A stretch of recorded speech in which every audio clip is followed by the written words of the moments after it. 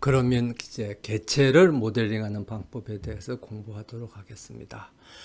우리가 개체는 실제 현상에 존재하는 것들이라고 그랬죠. 그래서 여기 있는 것처럼 실제 현상에 있는 것들. 그래서 보통 우리가 그거를 단어로 나타내다 보면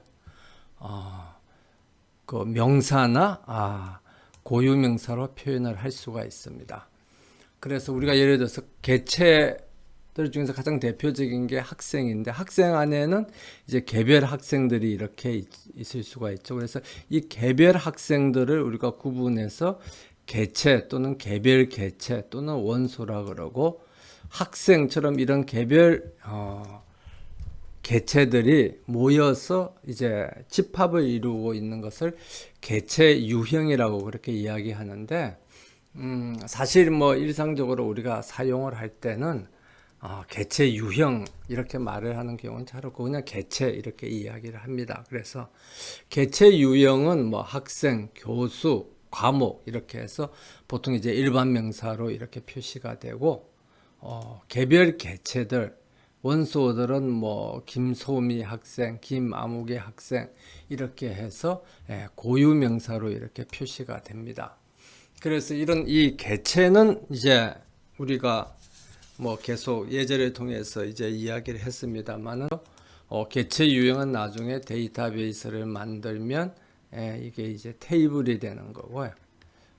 개체는 개별 개체들은 그 테이블에 개별 레코드가 되는 겁니다. 그래서 각각의 레코드는 예를 들면 학생 테이블이다 그러면 각각의 레코드는 각각의 이제 학생들에 대한 정보를 나타내고, 그 다음에 그 학생들을 다 모아놓은 그 집합은 학생이라는 이제 테이블로 이렇게 표시가 되는 거죠. 그래서 이제 그 앞에 보여줬던 것처럼 이렇게 이제 표현이 되는 겁니다. 그래서 우리가 그 개체를 모델링하기는 굉장히 쉬워요. 그래서 실제 현상을 이렇게 찾아봐서 뭐가 있는가 이렇게 이제 찾아내면 되는 거거든요. 그래서 우리가 뭐 예제에서 했던 것처럼 여기서 보니까 학교에 가봤더만은 학생들이 이렇게 눈에 보이니까 이제 학생들을 이렇게 찾아내면 되는데, 생각보다 쉽지가 않은 게 이 물리적인 것들, 그러니까 이 개별 학생들을 이렇게 찾아내면 이게 개별 학생들이다. 그러면 이 개별 학생들을 묶어서 우리가 모델링을 하는 거는 결국 개별 학생들을 이렇게 찾아내는 게 아니라 이 사람이 학생이라는 개체들의 집합이 있다. 그 다음에 이걸 둬서 뭐 이 교수님이 있으니까 교수라는 개체들의 집합이 있다. 그 다음에 뭐 315라는 강의실이 있으니까 강의실이라는 개체들의 집합이 있다. 그래서 우리가 개체관계 모델링은 개별 개체를 찾아내는 게 아니라 개별 개체들을 모델링하는 것이 아닙니다. 그럼 뭘 모델링하는 거죠? 개체 유형들을 모델링을 하는 겁니다. 그래서 개체 유형들을 모델링하면 이 개체 유형이 나중에 뭐가 되는 거죠? 테이블이 되는 겁니다. 그런데 우리가 이제 일상적으로 그냥 말로 할 때는 개체 유형도 개체라 그러고 개별 개체도 개체라 그러니까 그냥 개체를 모델링하는 거다. 이렇게 이제 이야기를 할 수가 있습니다. 그래서 이렇게 물리적인 개체들을 찾아내는 건 굉장히 쉬운데, 여기 있는 것처럼 과목 하면 과목은 눈에 안 보이잖아요. 그래서 우리가 이런 것들을 개념적인 개체라고 그렇게 이야기를 합니다. 그래서 개념적인 개체는 뭐 경영 데이터베이스 관리론 등과 같이 과목이 이제 이렇게 있는 거죠. 그럼 이걸로부터 우리가 과목을 찾아내는 겁니다. 그 다음에 뭐 학교에 가다 보면 물론 뭐 학과 사무실이 있고 전공 사무실이 있고 단과대학 뭐 행정실이 있고 그러기 때문에 그걸 알 수가 있습니다만은, 사실 우리가 학부라는 것도 경영정보학부 하면 경영정보학부가 눈에 보이는 게 없죠. 단지 경영정보학부 사무실이 있고 경영정보학부의 학생회 뭐 대표가 있고 경영정보학부의 학부장님이 계신 거지. 그래서 이런 것처럼 경영정보학부는 이 학부라는 어떤 개념적인 개체들의 집합의 한 원소인 겁니다. 그래서 이런 개념적인 개체를 찾아내는 것이 개체관계 모델링에서 개체를 식별하는 과정에 있어서 굉장히 중요한 과제라고 그렇게 할 수가 있습니다. 그 다음에 이제 이렇게 개체를 찾아내면 그 개체에 대해서 무슨 데이터를 저장할 것이냐. 그래서 저장할 가치가 있는 데이터들을 저장을 하는 겁니다. 그럼 가치가 없는 데이터들은 저장을 안 하는 건데, 그럼 가치가 없다는 건 뭐냐? 예를 들어서 대학에서 학사 관리를 할 때 어떤 학생의 키가 몇 센치냐 하는 거는 사실 대학에 알 필요가 없는 거죠. 그러니까 알 필요가 없는 데이터는 가치가 없는 데이터인 겁니다. 어떤 학생의 키가 몇 센치다 하는 게 뭐 가치가 있는지 없는지 모르죠. 나중에 뭐 어떤 상황에 대해서 그런 데이터가 중요하게 사용될 수도 있겠죠. 그렇지만 우리가 지금 만들고자 하는 그 시스템의 목적에 미추어 볼 때 저장할 필요가 없다 하는 것을 우리가 가치가 없는 데이터다 이렇게 해서 저장할 가치가 없는 데이터는 저장하지 않고 저장할 데이터가 있는 데이터들만 저장을 하도록 이제 모델링을 하면 되겠습니다. 그래서 우리가 실제 현상을 보고 그 현상들 중에서 우리가 데이터를 저장할 가치가 있는 개체들을 찾아내서 그 개체들을 이제 모델링을 하면 되겠습니다. 그런데 이제 그 모델링을 함에 있어서 저장할 가치가 있는 데이터를 우리가 뭐라 그러냐 그러면 데이터라 그러기도 하고 그냥 속성이라 그러기도 하고 또는 우리가 뭐 이야기했듯이 어떤 칼럼이라고 그렇게 이야기도 하고 또는 뭐 필드라고 이야기도 하고 또는 아니면 뭐 데이터 또는 뭐 데이터 항목 뭐 이라기도 하고 또 여러 가지 말로 이렇게 부릅니다. 그래서 뭐 고객 회사에 대한 정보를 기록하려고 그러면 그 고객 회사의 회사명이 뭔지, 주소가 어떻게 되는지, 전화번호가 어떻게 되는지, 뭐 그런 것들을 저장할 필요가 있겠죠. 그럼 이제 그런 것들을 저장을 하는데 이 각각을 전부 다 속성이라고 그렇게 이야기를 합니다. 그 다음에 이제 뭐 제품이면 그 제품의 가격이 얼마인지, 제품의 이름이 얼마인지 뭐 이런 것들을 다 저장을 하죠. 근데 이게 어느 정도만큼 상세하게 이런 데이터들을 저장할 것이냐 하는 것은 순전히 우리가 만들고자 하는 데이터베이스의 그 용도에 따라서 이게 결정이 되는 거기 때문에 데이터베이스를 설계하는 엔지니어는 그 고객의 요구 사항이라든지 아니면 우리가 만들고자 하는 시스템의 목적에 부합하도록 이런 부합하는 속성들이 이제 포함이 되도록 빠지지 않고 다 데이터베이스에 포함이 되도록 그렇게 속성들을 찾아내서 포함시켜야 되겠습니다.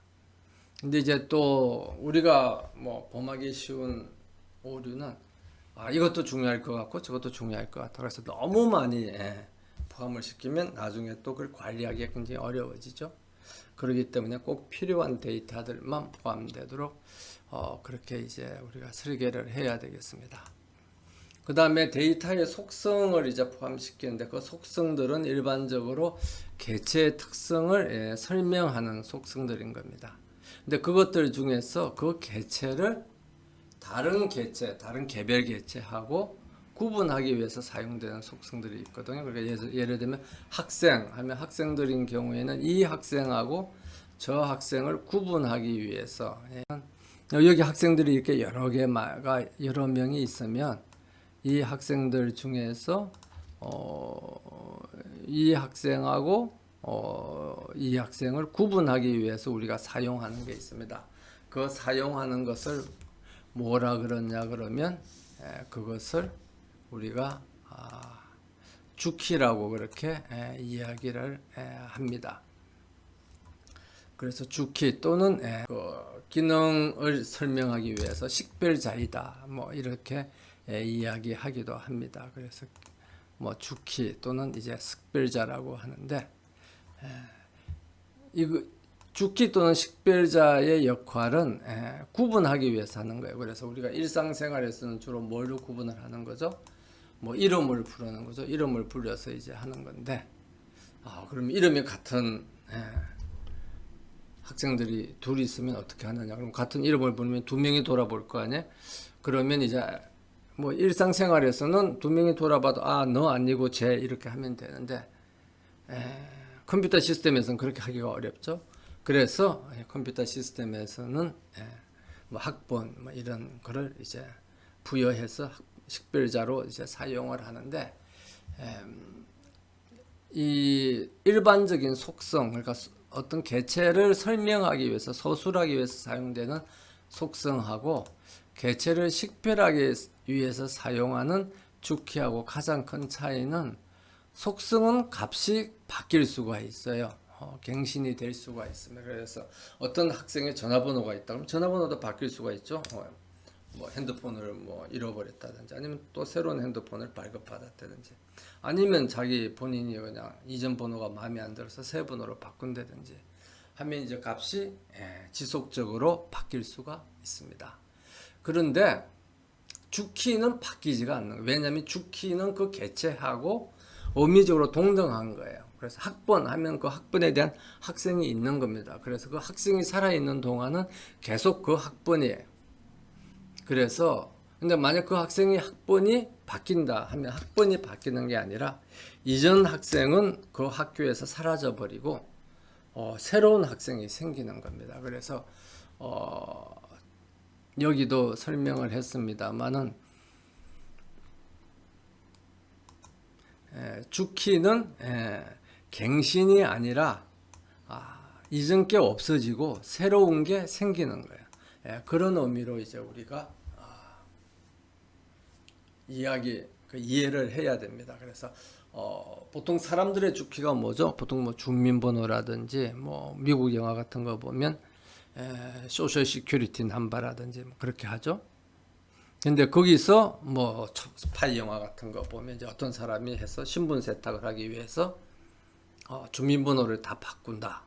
그렇게 되면 만약 주민번호를 바꿔서 신분 세탁을 해서 다른 사람으로 됐으면 그 시스템 상에서는 그 사람이 바뀐 게 아니라 이전 사람은 없어진 거예요. 이전 사람은 삭제되고 죽고 없어져 버린 겁니다. 그래서 새로운 사람이 생겨난 겁니다. 신분 세탁을 한. 그렇게 되니까 이 사람은 전혀 새로운 사람처럼 그렇게 우리가 행동을 할 수가 있겠죠. 그렇게 행동을 할 수가 있습니다. 그 다음에 속성은 그 값을 가지는데 뭘 가진다고 그랬죠? 우리가 관계형 데이터 모형을 이야기를 할 때 이미 다 했기 때문에 뭐 그걸 이제 복습하는 의미에서 다시 읽어보도록 하겠습니다. 그래서 도메인을 가진다고 그랬습니다. 그래서 도메인은 데이터 타입보다는 훨씬 제한적인 거죠. 그래서 그 다음에 우리가 MySQL에서 실습을 하면서도 이야기했습니다만은 사실 도메인을 우리가 데이터베이스를 만들 때 테이블을 만들 때 그 테이블에 있는 어떤 칼럼의 도메인이 뭐다 이렇게 정의할 수가 없어요. 요즘 대부분의 시스템에서는. 그 데이터베이스에서는 실무적으로는 테이블에 대해서 어떤 칼럼의 데이터 타입만을 정의를 합니다. 그렇지만 그런데 왜 자꾸 우리가 도메인을 공부를 하느냐? 그러면 의미적으로 우리가 모델링을 할 때는 어떤 속성의 값이 뭐다 하는 것을 구체적으로 이렇게 그 값의 집합을 정해줘야 돼요. 그래서 이 값의 집합을 이렇게 도메인으로 정의를 해주면 앞으로 값이 이제 입력이 될 때 어떤 값들이 제대로 만들어진 값인지 아니면 원래 생각했던 거하고 다른 값이 입력이 되는 건지 그런 거를 우리가 판단할 수가 있습니다. 그 다음에 이제 주키하고 속성을 이야기하면서 그 역할이 주키는 식별하는 역할만 하고 속성은 어떤 개체를 설명하는 데이터다. 뭐 이렇게 이야기를 했거든요. 그런데 우리가 이렇게 주키를 만들 때, 식별자를 만들 때 사람들이 이런 식으로 많이 만들어요. 한때 국민대학도 이런 식으로 했는데 연도를 넣고 그 다음에 학부 코드를 넣고 일련 번호를 넣습니다. 그러면 이게 학번이기 때문에 다른 학생하고 식별하기 위해서 사용이 되지만 여기에서 보면 뭐가 되죠? 그 학생을 설명하는 데이터도 있어요. 설명하는 데이터로 입학 연도도 있고 그 다음에 그 학생이 소속되어 있는 학부도 있거든요. 그러면 만약 요즘처럼 이제 전과라든지 학부를 변경하는 게 가능하면 학부를 바꾸면 어떻게 돼요? 학번도 바뀌어야죠. 학번도 바뀌게 됩니다. 그렇게 되면은 그럼 그 학생의 뭐가 바뀌게 되는 거죠? 학번이 바뀌게 되는 거예요. 그러면 이전 학생하고 새 학생은 다른 학생이 되는 거죠. 그래서 관리하기가 굉장히 어려워지는 겁니다. 그래서 학사관리를 하기 쉬우려면 어떤 학생의 학부가 바뀌어도 학번은 안 바뀌고 그 학생의 주키 값은 식별자는 그대로 있으면 이 학생이 이전에 뭐 다른 학부에서는 무슨 과목을 공부했고 현재 학부에서는 무슨 과목들을 공부를 했고 그래서 뭐 졸업적 요건이 충족되는지 그런 것들을 우리가 쉽게 파악을 할 수가 있게 되는 거죠. 그런데 이제 주키에다가 이런 그 대상 개체를 설명하는 정보를 같이 이렇게 입력을 해보면 지금 여기 있는 것처럼 좀 불편한 사항들이 이제 많이 생기게 돼요. 우리의 주민번호 같은 것도 그렇죠. 주민번호 안에 보면 그 주민번호를 갖고 있는 사람의 그 속성을 설명하는 데이터들이 많잖아요. 성별도 있고 생년월일도 있고 뭐 이런 것도 있는데 그럼 내가 생년월일이 나중에 보니까 잘못됐다. 그래서 뭐 재판을 통해서 생년월일을 바꿨다. 그럼 주민번호도 바꿔지나요? 그런 뭐 애매한 문제들이 생기죠. 그 다음에 뭐 요즘 뭐 자주 일어납니다만 성전환을 해서 남성이 여성이 되고 여성이 남성이 됐다. 그러면 주민번호 맨 앞 두 번째 그 일곱 번째 자리죠. 그 두 번째 그 대시 다음에 두 번째 나오는 숫자 군의 맨 앞자리 그게 바뀌어야 되나요? 그런 문제들이 이제 생기게 됩니다. 그래서 가능하면은 주키는 식별자는 식별하는 기능만 할 수 있도록 만들면 좋다는 겁니다.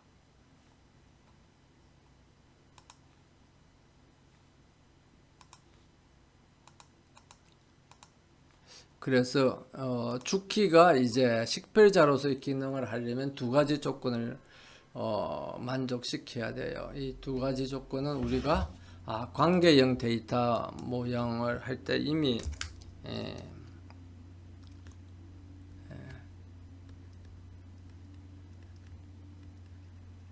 관계형 데이터 모형을 지난 시간에 이제 공부할 때 우리가 이미 했었죠. 그래서 뭐 이거를 주키에 대한 조건을 뭐라고 그랬습니까?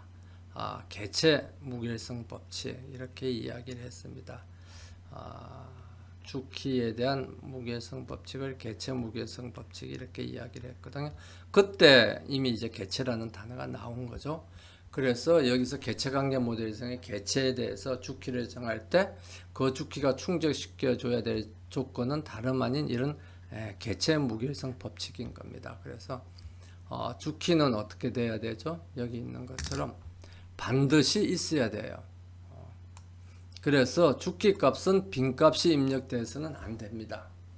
어떤 개체가 있는데 개별 개체가 있는데 학생이 있는데 저는 학번이 없어요. 그럼 말이 안 되는 거죠. 그 다음에 값이 유일해야 돼요. 같은 값이 발생해서는 안 되는 겁니다. 그래서 어떤 학생의 학번이 있는데 다른 학생도 그 학생하고 학번이 둘이 똑같다. 그러면 이제 큰일이 나는 거죠. 그래서 값이 달려야 됩니다. 그래서 이런 두 가지 조건을 개체 무결성 법칙이라고 그렇게 이야기를 합니다. 그래서 우리가 주키를 만들 때는 개체 무결성 법칙이 충족될 수 있는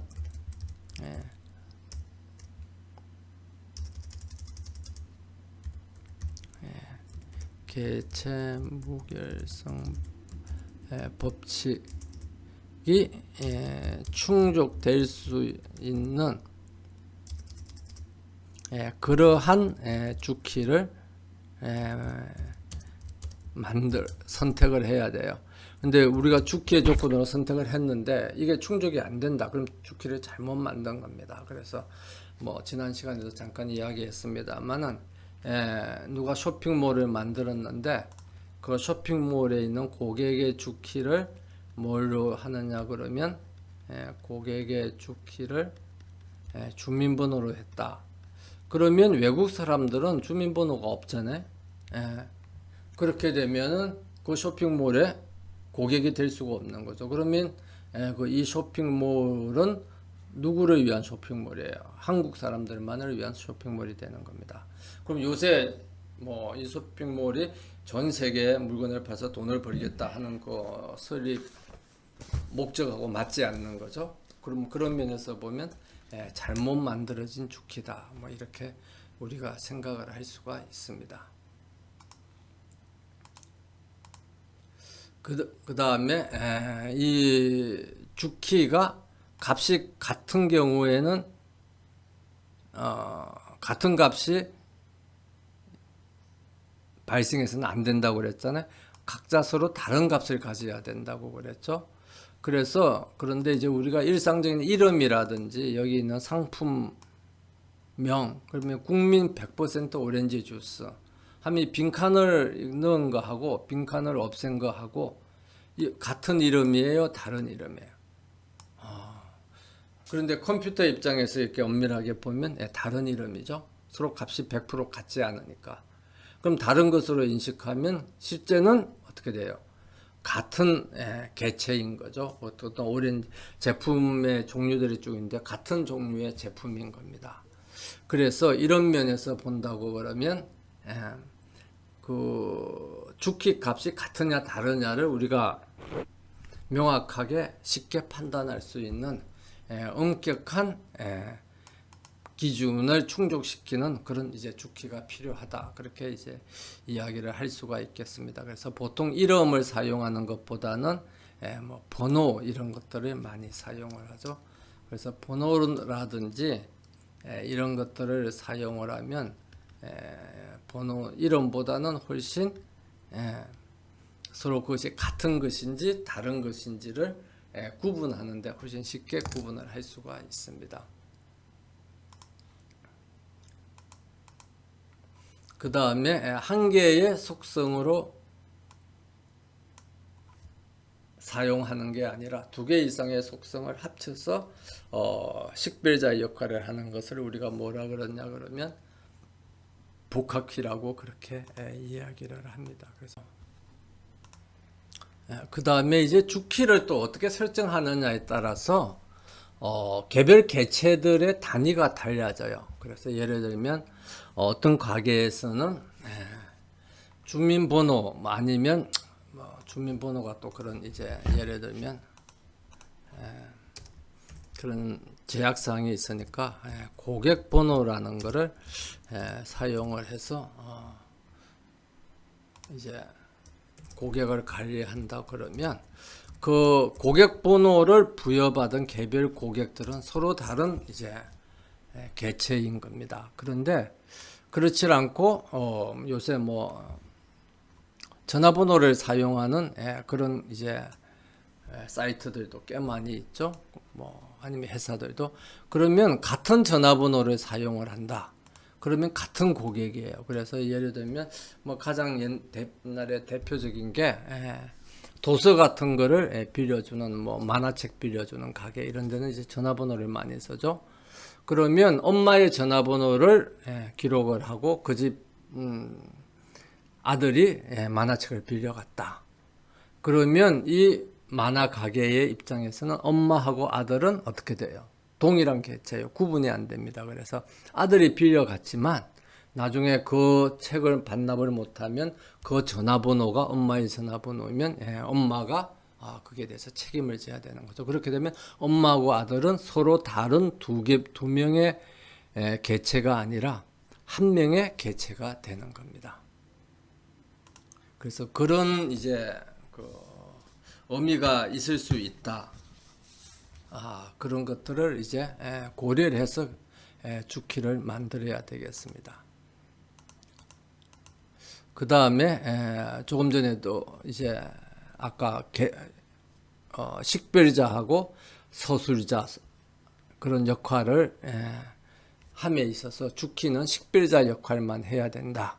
그런 이야기를 할 때도 설명을 했습니다만은 주키는 식별자의 역할만 하면 그러면 이제 주키는 어떻게 된다고 그랬습니까?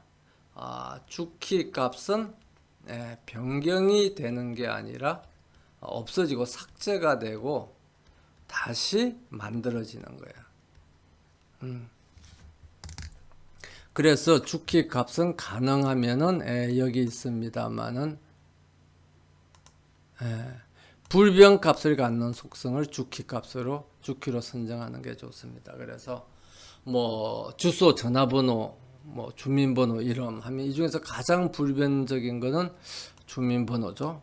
뭐 그 다음에 이제 이름, 이런 걸 주키로 하는 게 좋다는 겁니다. 주소나 전화번호는 수시로 바뀔 수가 있으니까 좋지 않은 주키라는 겁니다. 그 다음에 주키 안에 서술자, 어떤 그 대상 개체를 설명하는 이 정보가 같이 포함되어 있으면 이게 바뀌면 또 주키 값이 또 바뀌는 거죠.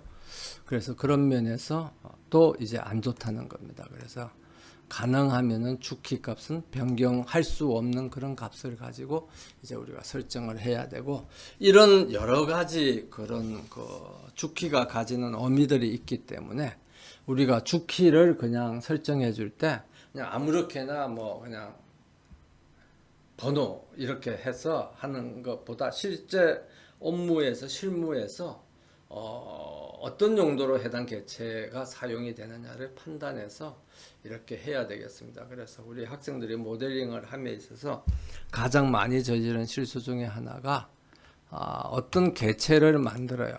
어떤 개체를 만들면 그 개체의 주키를 뭘로 정하냐 하면 그 개체 이름에다가 그냥 뭘 붙이냐면 번호를 붙여요. 그래서 무조건 이렇게 주키를 만드는데, 예를 들어서 고객을 했으면 고객 번호, 학생을 했으면 학생 번호, 학부 했으면 학부 번호, 뭐 이런 식으로 다 번호를 붙여서 주키를 만드는데, 뭐 대부분의 경우 이제 이렇게 해서 번호를 부여하면 주키가 뭐 문제없이 이루어지는 경우가 많지만 실무적으로 그러면 이 번호를 다 만들어 줘야 되거든요. 그럼 실무적으로 이런 번호를 만들어 주는 게 가능한지 그런 것들을 이제 고려해서 주키를 우리가 설정을 해 줘야 됩니다. 그래서 우리가 그냥 이름을 사용할 건지 아니면은 번호를 붙일 건지 그런 것들을 판단을 해서 이제 우리가 주키를 정해야 되는 겁니다. 그래서 개체관계 모델링을 함에 있어서 우리가 관계형 데이터베이스를 만들 때 테이블을 우리가 설계할 때 테이블의 구조를 결정해 주는 게 뭐라 그랬죠? 그 테이블에 포함되는 속성들을 다 정의하고 그 속성의 데이터 도메인을 다 정해주고, 그 다음에 그것만 하면 테이블이 만들어진 게 아니라 그랬죠?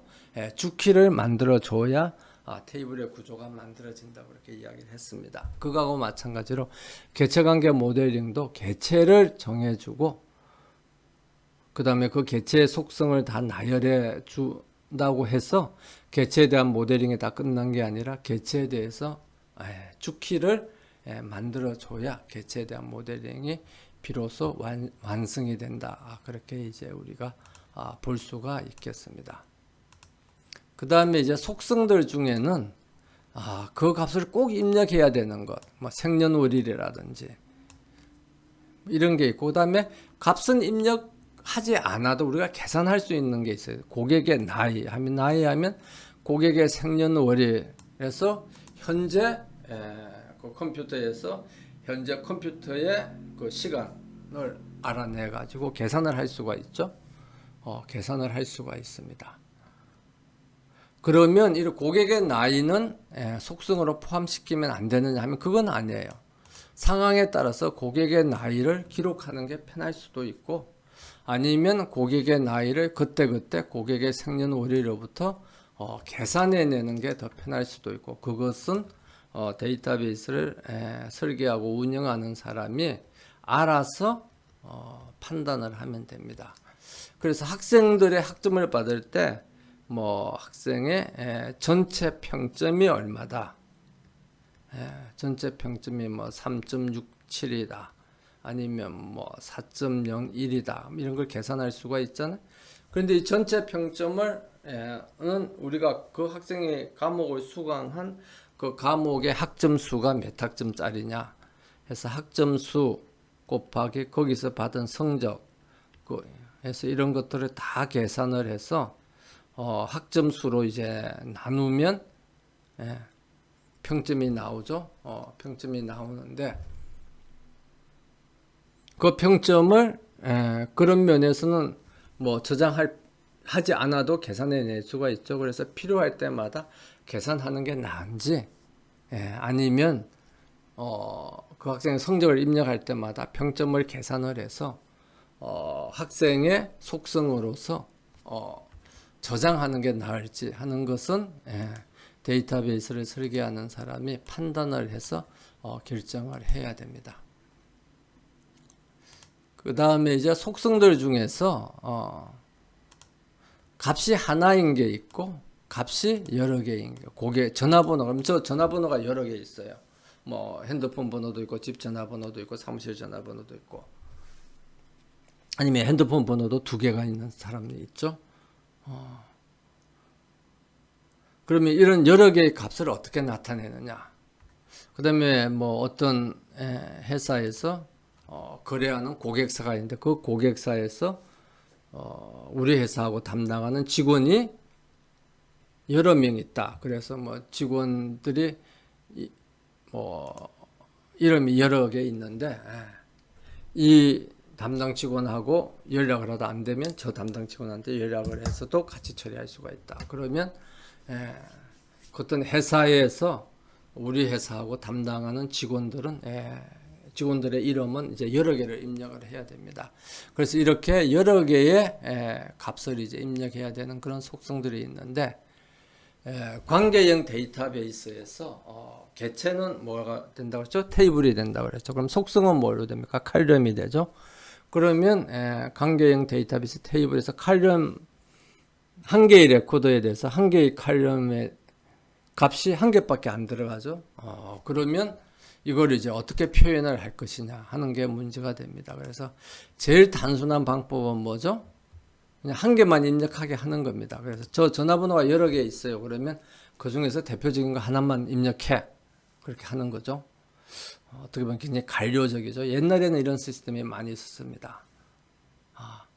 그 다음에 뭐 고객사에 담당하는 사람들이 여러 명인데 누구 이름을 입력할까요? 그러면 그 중에서 뭐 가장 뭐 직위가 높은 사람 이름을 입력해. 뭐 이렇게 하나만 입력을 하는 거죠. 그런데 이것은 충분한 정보를 이제 다 나타내지 못하는 거죠. 예를 들면 그 전화번호로 전화해서 연락이 안 됐으면 다른 전화번호를 알고 있으면 다시 연락해 볼 수가 있잖아요. 그런데 한 개만 있으면 연락을 할 수가 없는 거죠. 그래서 그 다음에 하는 방법은 칼럼을 여러 개 만드는, 속성을 여러 개 만드는 거예요. 전화번호 1, 전화번호 2. 근데 이렇게 하면 우리가 관계형 데이터베이스에서 지난 동영상에서 테이블을 만들 때 이야기했습니다만은 어떤 그 고객이 전화번호가 2개가 있어서 전화번호 1, 전화번호 2에서 칼럼을 2개 만들었는데 또 다른 새로운 고객이 와서 전화번호가 3개가 있다. 그럼 어떻게 해야 되죠?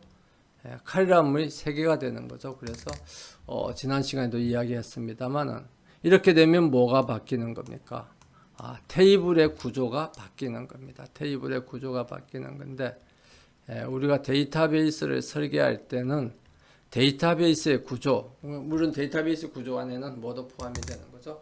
테이블도 포함이 되는 거죠. 그래서 그런 테이블의 구조를 포함해서 데이터베이스 구조는 바뀌지 않도록 우리가 만드는 게 제일 좋죠. 근데 이렇게 하면 이제 바뀌게 되잖아요. 그렇게 해서 좋지 않은 설계 방법이 되는 겁니다. 그래서 그러면 이제 이 첫 번째 방법도 안 좋고 두 번째 방법도 안 좋고 그럼 어떻게 하란 말이냐 하면 이제 나온 게 세 번째 방법인 겁니다. 이걸 개체로 표현하는 거예요. 그래서 전화번호가 여러 개다. 그러면 고객이라는 개체가 있고 그 다음에 또 무슨 개체가 있습니까? 전화라는 개체가 있는 겁니다. 전화라는 개체가 있으면 개체 유형이죠. 그럼 그 안에는 뭐 전화번호들이 여러 개가 있겠죠. 그러면 이제 고객이라는 개체가 있으면 이 고객이 어떤 전화번호를 가지고 있다 하는 것은 이 고객의 속성으로 표현하는 게 아니라 뭘로 표현하는 겁니까? 이 고객이 이 전화번호를 지금 소유하고 있다 하는 또 다른 개체로 이제 모델링을 하고 이것들 사이에 관계를 맺어주는 겁니다. 그래서 이건 이제 다음 동영상의 관계에서 설명을 하게 되겠습니다만은 그 관계를 배우고 나면 이렇게 하면 그 고객이 여러 개의 전화를 가지고 있다는 것을 우리가 모델링을 할 수 있구나 이렇게 이해를 할 수 있으리라 생각이 듭니다. 그러면 개체에 대해서는 여기까지 설명을 하고 끝내도록 하겠습니다.